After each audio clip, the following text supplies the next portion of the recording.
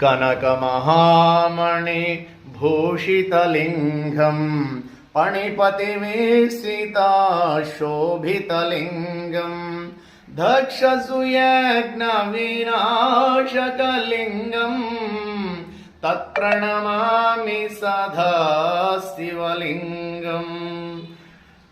कुङ्कुमचन्दनलेपितलिङ्गं पङ्कजहारशुशोभितलिङ्गं सञ्चितपापविनाशकलिङ्गं तत्प्रणमामि सदा शिवलिङ्गम्।